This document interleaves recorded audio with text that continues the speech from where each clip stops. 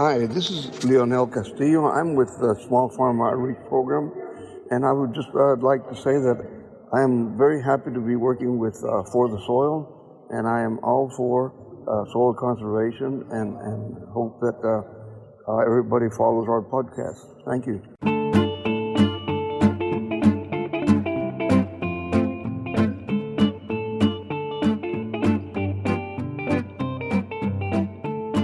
Welcome, everyone, to another episode of For the Soil, a conversation. I'm your host, Jeff Ishii.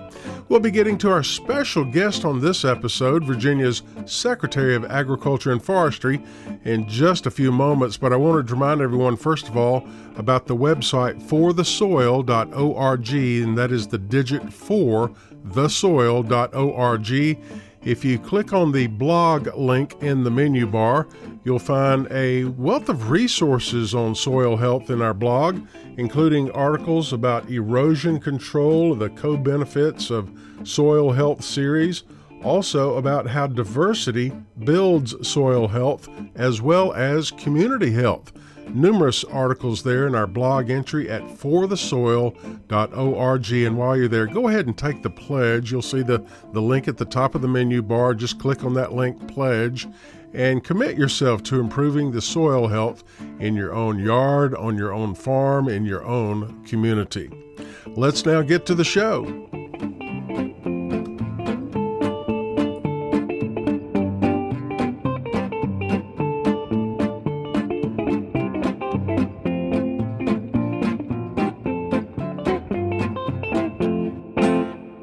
Welcome, everyone, to For the Soil, a conversation. I'm your host, Jeff Ishii, and we have a very special guest lined up for you today, Virginia's Secretary of Agriculture and Forestry, Matt Lohr. All three of us, Eric Benfelt with Virginia Cooperative Extension, Mary Sketch Bryant with Virginia Soil Health Coalition. We've all known Secretary Lohr for a number of years, and welcome to the program, all of you. Great to be here, Jeff. Thank you. Mary, why don't you go ahead and do a more formal introduction, if you will? Thanks, Jeff. Yeah, so great to have you here, Secretary Lohr. And Secretary Lohr is the new Virginia Secretary of Agriculture and Forestry. And prior to being the Secretary of Agriculture and Forestry, he was the chief of the Natural Resources Conservation Service and previously served in the Virginia House of Delegates, as well as the 14th Commissioner of the Virginia Department of Agriculture and Consumer Services, and as a fifth-generation farmer in Rockingham County. So, Secretary Lohr, I'll let you introduce yourself from there, but just, would love to hear. I know soil health holds a special place in your heart in Virginia for many reasons, and hear a little bit more about your connection to that. Yeah, well, thank you, Mary and Eric and Jeff. It's great to see you guys again as well. And it's an honor to have a chance to be with you today and share a little bit about soil health. And this is something that I really enjoy. And this is a topic that I really don't get a chance to spend a lot of time on. So I love having the opportunity just to dig in because it's one of my passions. As Mary said, I'm a fifth generation farmer and really grew up alongside of my parents and my grandparents who were great stewards of the land. And they taught me early on the importance of taking care of the soil. And so on a personal level, we have been proponents of no-till farming and planting cover crops and crop rotation and grazing cover crops for many, many years. And that's stuck with me. And in the various positions that I've been honored to serve in, really understanding the importance of taking care of the soil. And certainly my time at NRCS gave me a tremendous opportunity to devote a lot of time and focus on being able to help our producers all across the country understand the benefits, not only environmentally, but financially as well. So it's an honor to be in this position now and to be able to just to highlight and promote the benefits of what soil health really means for our producers.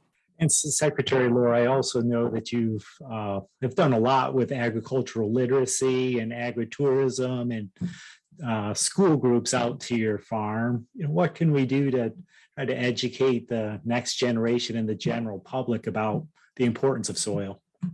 Yeah, so it's twofold, Eric. I mean, there's a lot we can do to educate the general public about the importance of soil, but there's, I guess, from my focus, there's a lot we can do even within our own industry about soil health. Because, like, for example, when I was at NRCS and we had the EQIP program, Environmental Quality and Incentives Program, there were even at best, we were funding, or about 25% of the farms across the country were able to address this. And so we think about where we are. I think that there's still a lot of room for education amongst our farm folks. And there's lots of reasons why, producers maybe across the country haven't really bought into soil health. They don't understand the financial benefits or the environmental benefits, or there's lots and lots of reasons why. But my job is to really try to put educational opportunities together for Virginia farmers, field days and educational workshops where they can learn from soil health champions and farmers who have taken advantage of these good environmental practices. And so I think there's a lot that's been done, but there's a lot that we can do in the agricultural community. And certainly, from the educational side of the general public as well, climate change is and all the conversation this day. And certainly we look at agriculture is really on the forefront. The work that we do protecting our soil is really having a great impact on reducing the global warming and climate change and sequestering carbon and all those things that are such positive stories. So there is a story to tell through the general public, and there's a story that can be told for our producers across the state as well. Secretary Lohr, one question I'd like to hear your comment on is stream fencing and water purity, the Chesapeake Bay.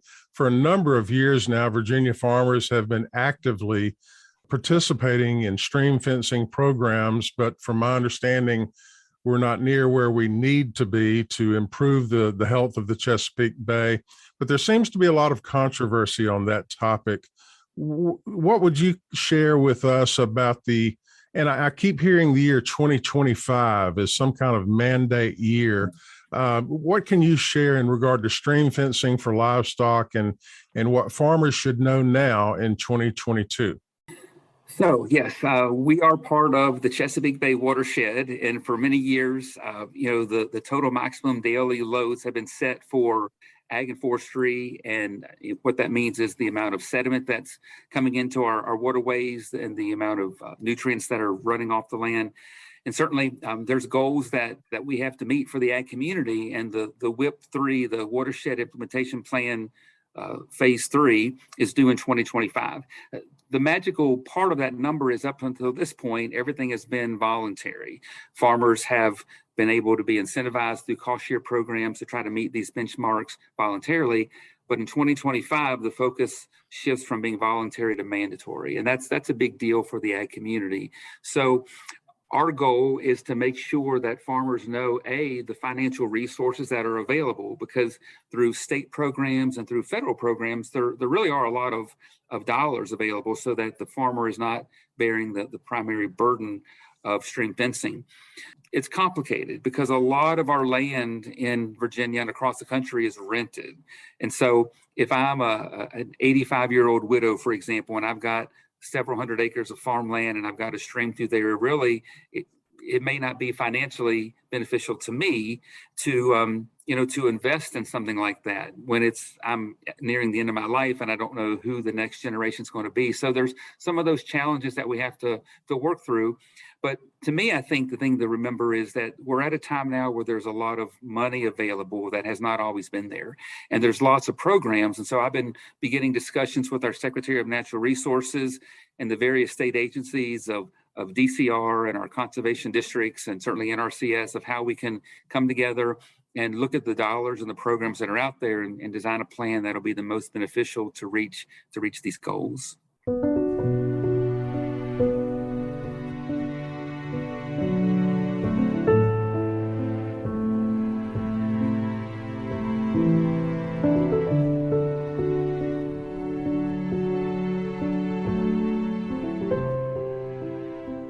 Secretary Lohr, you're in an interesting position that you have worked at the national level in a leadership position as well as at the state level, and being a farmer yourself. Where does Virginia stand in comparison to other states with soil health? How are we doing? We hear a lot about the diversity of agriculture in the state. Is that a benefit when it comes to soil health? Are we doing well? Yeah, that's a great question. I would say, yes, we're doing well, but we can always do better. And we have some things that make us unique where we're located in the mid-Atlantic region, which is really good, for example, for planting cover crops. Because in many parts of the country, in the Dakotas or Minnesota or very far north, the growing season's so short, planting cover crops following a harvest is more difficult. But we live in a part of the country where really that's not as much of a problem. So I think that certainly is an advantage to us. We've been blessed. Virginia as a state through the Water Quality Improvement Fund has been generous with funds for several years to provide cost share dollars. So those funding opportunities are out there. And so I think all in all, we're doing well. But as I think one of you said, with the Chesapeake Bay goals that are coming up, we still have a ways to go. And I think certainly a big priority of us is how we can continue to make that progress and help our producers see the benefits of soil health and what that means. Very quickly, I'll mention there's a lot of big grants that are out there from mostly the federal government that are going to start compensating farmers for improving soil health, primarily planting cover crops.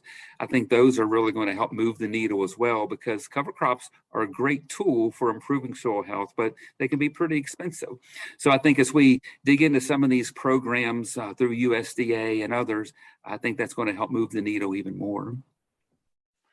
And Secretary Lohr, we also face a challenge with the rising age of the farm population being 58, almost 60 years old. And I know you're a proponent of farmland preservation and farm transition planning.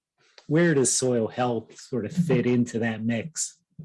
Absolutely. I'm a huge believer in conservation easements, and certainly on our farm, we have our entire operation placed under permanent easements, which mean the land can never be developed. But certainly, soil health is going to be so important for a farm, whereas if a land is converted to some type of development and housing and subdivision, pavement does not bode well for the environment, right? And so having a good, healthy soil is able to sequester carbon and reduce runoff and all of those things that are so beneficial to the environment and to the agricultural industry. So being able to keep our open spaces open and to keep our farms as farms is very important. And again, it's one of the things that a lot of producers out there don't really understand the financial benefits of conservation easements. And so being able to make sure that the education component is taking place and the funds that are available are very beneficial to that as well. Just about 3 or 4 minutes remaining in this episode of For the Soil, a conversation. Our special guest on this episode is Virginia Secretary of Agriculture and Forestry, Matt Lohr.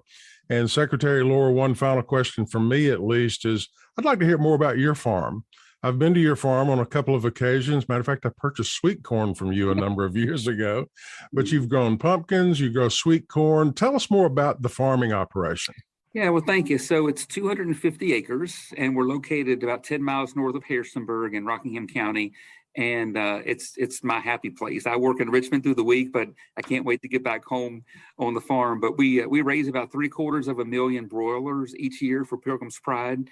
We purchased 200 head of feeder cattle right here in the spring, and we'll graze them all summer until fall, when they'll be shipped out to the Midwest to the feedlots. And then we have about 100 acres of corn soybean rotation and about 125 acres of pasture where we graze and make some hay. So that's the operation. In the past, we've done 20 acres of sweet corn, although in this position, we're going to have to let that go for a few years because it's a lot of work and I'm not there. And then in the past, we've done the U-pick pumpkins and the corn mazes and done a lot of the agritourism as well, which again are wonderful opportunities. But I really need to be there full-time farming in order to see those enterprises succeed. So we're kind of taking a break on some of that. My neighbor is leasing out my poultry right now. And so my dad is helping with the feeder cattle, and I've got a local company that helps me planting and spraying and harvesting the crops. So I love the farm, but it's so much to do. I have to focus on this job right now and kind of farming where I can. And one last question from me, Secretary Lohr. You have been a mentor for so many, but wondering, who some of your mentors specifically around soil health, agricultural preservation, and if there's any resources that you would suggest. That is a great question. Thank you for asking. When I was chief at NRCS, one of the true highlights was for me to be able to travel the country and visit those soil health champions. And from the Dakotas to Ohio, all across the country, being able to go out on the farm and see practices that farmers have been doing for 25 and 30 years, especially as it relates to cover crops and planting green and reducing herbicides and pesticides and being able to save money on those inputs. It's been very, very exciting to see. So I would say at the USDA Natural Resources Conservation Service website, soil health is one of the main focuses, and they have a soil health champions page where folks can go on and actually take virtual tours of farms and see practices in person. But again, the best part about serving as chief was that chance to get out across the country and get on farms and see firsthand and hear the passion and see how successful they have become, and then being able to see them share that passion with their neighbors so that they could continue to see that soil health community grow. And Secretary Lohr, I have a last question is, what advice or counsel would you have for a younger generation or people that want to get involved with agriculture and the care of soil and land? Yeah, absolutely. So, there's so many resources out there. Don't try to do it alone. And certainly going through the Cooperative Extension Service, there's experts, as you know, Eric, are there to help. Certainly your local NRCS offices all across the state and all across the country, our local soil and water conservation districts. There are experts out there that will come out to your farm and walk the land and see what the resource concerns are. If you need to put a conservation plan together, match you up with cost share dollars. Don't think that you have to do it alone. Through Extension and through NRCS and our conservation districts, there are lots of resources through the Department of Agriculture. So yes, make sure you're not alone and try to find a mentor, some farmer that you know or can see that's doing things right. I think they'll be willing to give you some advice to help you get started. Well, unfortunately, our time is up on this episode of For the Soil, a conversation. Mary Sketch Bryant with the Virginia Soil Health Coalition, Eric Benfelt with Community Viability, Virginia Cooperative Extension, and Virginia Secretary of Agriculture and Forestry, Matt Lohr. Thank you all three for being on this episode of For the Soil, a conversation. Thank you. Thank you. Yeah, Thank you, Jeff. Secretary Lohr. Well, today we hear from Dr. Rory McGuire at Virginia Tech on one of the 4 core principles of soil health. Yes, minimize soil disturbance is one of the first things that we worked out when we were looking at conserving soils. After the Dust Bowl was caused by drought, but also caused by the moldboard plow disturbing and destroying soil structure. So when you disturb the soil, you destroy soil structure, and you also burn off organic matter. So minimizing soil disturbance by practices such as no-till, you help build soil structure. When you have good soil structure, water drains properly. You don't have problems with compaction. If you have compactions, your roots can't grow through the soil. Minimizing soil disturbance by not moldboard plowing, doing conservation till or no-till is extremely important. Dr. Rory McGuire at Virginia Tech. For the Soil, a conversation is made possible with funding support from the National Fish and Wildlife Foundation and the Agua Fund. Other partners include the U.S. Department of Agriculture's Natural Resources Conservation Service, Virginia Cooperative Extension, Virginia State University, Virginia Department of Conservation and Recreation, and partners of the Virginia Soil Health Coalition. Views expressed on this podcast are those of each individual guest. To download a copy of this or any other episode, visit the website forthesoil.org. And if you should have a specific question about soil health, just call your local extension office, your local USDA service center, or contact the Soil and Water Conservation District office. Music used during today's program was provided courtesy of Jackson F. Smith and Poddington Bear. All rights reserved. For the Soil, a conversation is produced by On the Farm Radio in collaboration with Virginia Tech. I'm your host, Jeff Ishii.